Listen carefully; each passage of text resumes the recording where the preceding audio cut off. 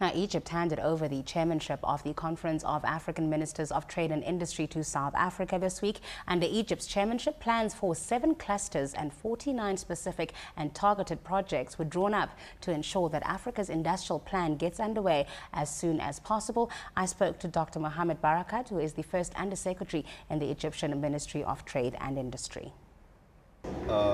Actually, Egypt had the pleasure to work closely with all the African Union member states and South Africa and UNIDO during the period from 2006 to 2008.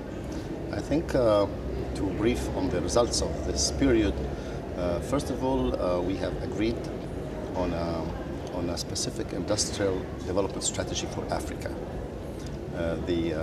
The strategy has been prepared by the ministers, endorsed by the ministers, and then taken to an African summit. That was actually the first summit in the history of the continent under the title Industrialization of Africa.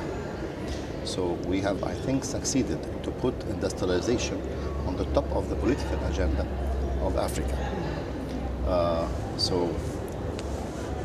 We could push for such a summit under the title of industrialization. The summit has also endorsed the industrial development strategy of Africa, and the heads of state have requested the ministers of industry to translate this strategy into an action plan. Then what we are looking at today is the work which has been done along the last year. It is the work of translating the strategy, the industrialization strategy of Africa, into a specific action plan, including 7 clusters and 49 projects. Well, you're talking about 7 clusters and 49 projects. Can you take us through the nuts and bolts of the action plan?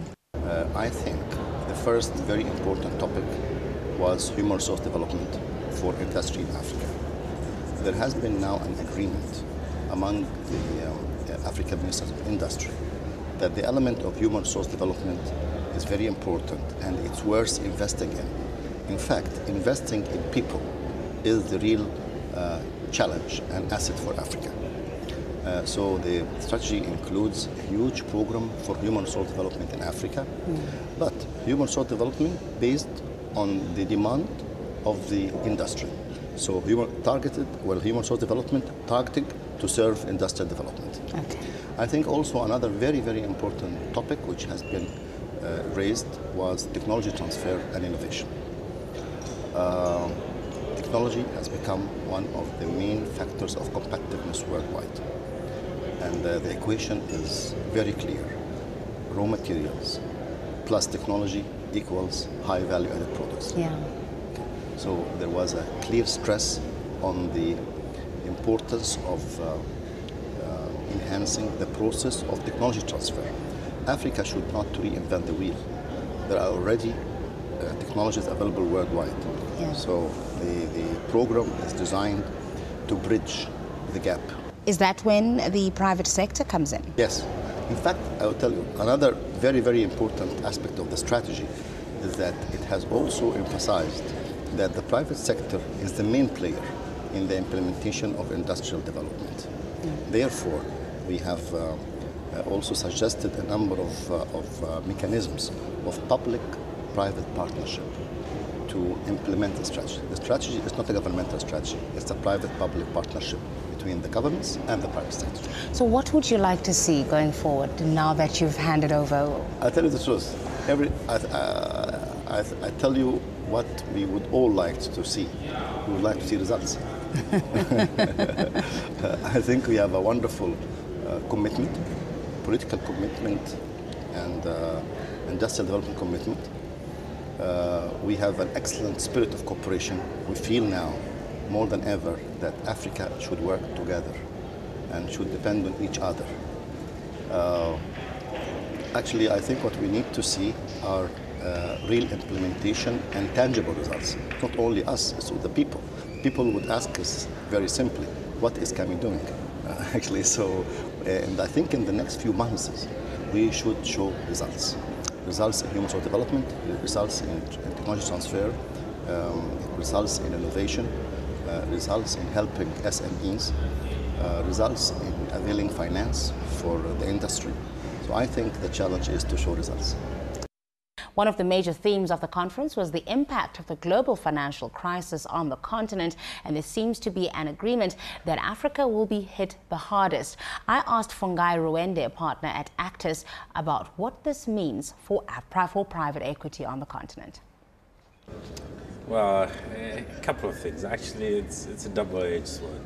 The first instance, valuations are coming down, and when valuations come down, that's good for private equity. That's the time to buy when prices are low. So in that respect, it's a good thing. Where it's going to affect us is how our firms grow when we do buy them. You know, Africa is resources, and if the global crunch results in a recession in the United States, it may mean slow down in China, slow down in the demand of our resources, therefore less income to Africa. And then what you see then is less demand for goods and services. And in addition, currencies weaken, again, it fuels inflation. So it's not good for business environment in that regard. But I think those are second order, third order effects. But otherwise, in reality, there is a big level of what they call decoupling of what's happening in the United States and Europe with what's happening down here. Probably the closest to be affected is South Africa, but even then, with exchange controls and all that, there is a certain level of decoupling. So I don't see it as doomsday. I see it as slower growth in the economy rather than recession for most African countries. Are you seeing any opportunities at the moment? Yes, we are. Our pipeline is quite full. We have done at Actis this year, we've done 3 deals, 2 in North Africa and 1 in South Africa. You really need to pick your sectors when in situations like this. I mean, the sectors that are pretty immune to what is happening. Take, for instance, the deal we did this year in South Africa. It's in the power distribution and generation sector. No matter what happens with our power situation, we have to spend money. And we bought a company that actually makes products that feed into transmission and distribution. So we picked our sector right there. Mm-hmm. In Egypt, we just closed a deal called Moment Foods. It makes frozen foods, and it's also into fast foods. If you look at the population dynamics of what's happening in Egypt, it's, you know, people still need to eat. We sort of, what we call at Actis, smart deals. Yeah. That's what we're doing when things are difficult like this. The meeting here, of course, looking at an industrialization strategy for Africa. What do you think, and the implementation of something like that, what impact do you think that would have on a company like yours? I think it's extremely important. The key to industrialization, and if you look at China and India and Brazil, is scale. I mean, the reason why China is successful is they've got 1 billion people. And now we have over 700 million people, but the problem is our markets are fragmented.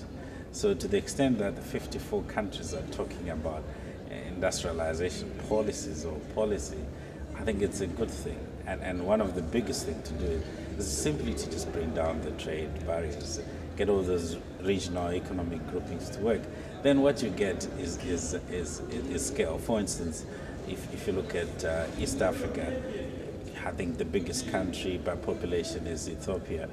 But if you take the whole of East Africa, it's 200 million people.